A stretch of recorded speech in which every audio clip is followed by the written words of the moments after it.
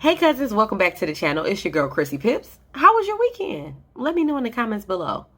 Now in today's video, we will review chapter 4 of our book. And in this video, we get into the trick that the devil uses to capture the largest number of people. And of course, he's reluctant to divulge this one. Also, you will hear me mention the devil quite a bit, but if need be, switch out the word devil with negativity or some other similar alternative. You will see me do that throughout this video. But as always, if you're here, you're interested, so let's get into it. The revolution will be live.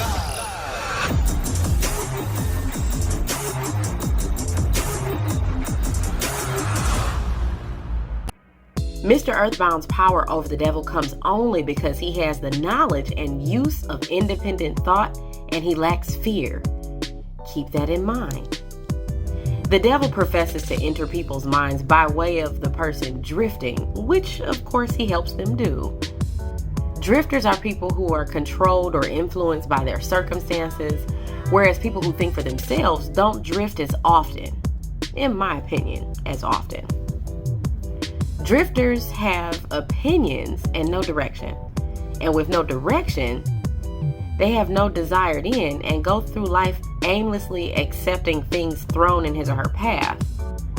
The devil uses two things to aid in the drift. The first is habit. The mind game the devil plays can even start before you're born by way of your parents through physical heredity. He uses one of these 9 doors to enter your mind. Through those thoughts that you think are your own, stemming from fear, superstition, greed, extreme greed for wealth or material gain, which I found the word for that is avarice, lust, revenge, anger, vanity, and laziness.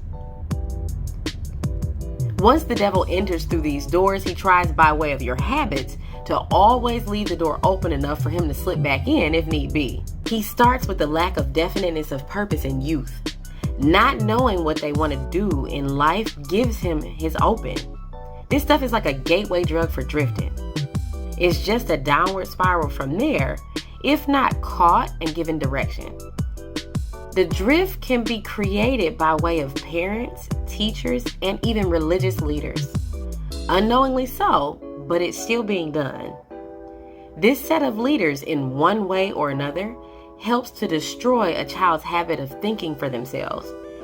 And OMG, did this help me to identify a great area of opportunity that I have with my son? Let me know in the comments below if this information helps you, but I digress. Parents, for starters. Their own insecurities and fears can be passed down to their children through things as simple as religious or political beliefs. Stopping people from having the ability to use accurate thought is a big part of this drifting trick the devil uses. The devil said accurate thought is death for him. He can't exist in the minds of those who think accurately. Keep in mind, as you move forward in your journey of self-development, he who is the embodiment of negativity can't exist in such a positive place. Children who follow in their parents' footsteps are an example of this lack of accurate thinking being put in action. As long as there's a fear, any fear, negativity, or the devil will settle into the mind of that person. As long as a person is thinking on the basis of fear, discouragement, hopelessness, and destructiveness, the devil and his little negative self is right at home. But when people are thinking in a more constructive term, like faith, courage, hope, and definiteness of purpose, the devil's negative grip is lost, and as long as a person continues to think constructively, the devil's grip will remain lost. Moving on to teachers and the school system. Teachers are not aiding the devil with what they teach, but they are definitely aiding the negative with what they don't teach. Our school system here in the United States in particular is phenomenally flawed. The purpose of schooling may have been to help children think, but that purpose is rarely, if at all, ever carried out. The school system, in most places, does not teach children a way of independent or accurate thought. Keep in mind that this book was written in 1938, and not much has changed as far as the school system goes. Well, not much has changed for the positive, I should say, but I digress. Now, the book goes on to explain that if anybody ever developed a teaching method that allowed children to dictate the way that they self-develop, teachers would no longer be a part of the devil's staff. And as odd as it seems, children with that rebellious spirit, those who refuse to color in the lines, are actually the ones less susceptible in this trick, since they are strong-minded, independent thinkers by nature. Now, for everyone else, teachers are cramming so much unimportant information into a child's head that they don't have the ability to analyze what they're being told to learn. A muscle that is not used can definitely become useless. Now we have our religious leaders. I still haven't come across a religion that doesn't use negative consequences to try to get people in line. If you are aware of any, please drop it in the comments below. I'd love to read up on that one. Children don't start out with the same fears that adults have. A lot of these fears are learned behaviors because of what children are taught or what they see and learn. Because religious people teach using the "if you do this, the devil will do that" method, the things you don't even know you should be afraid of start moving forward in your mind and becoming more present. Fear can be crippling.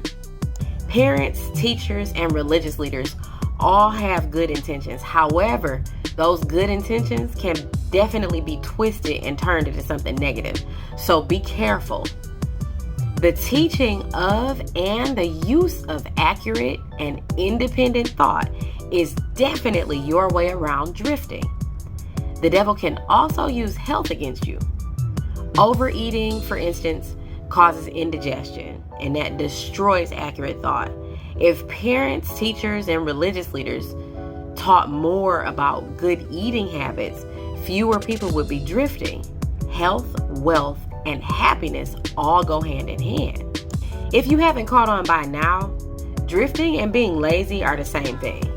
The devil goes on to say he causes people to allow him to do their thinking for them because they're too lazy or indifferent to think for themselves.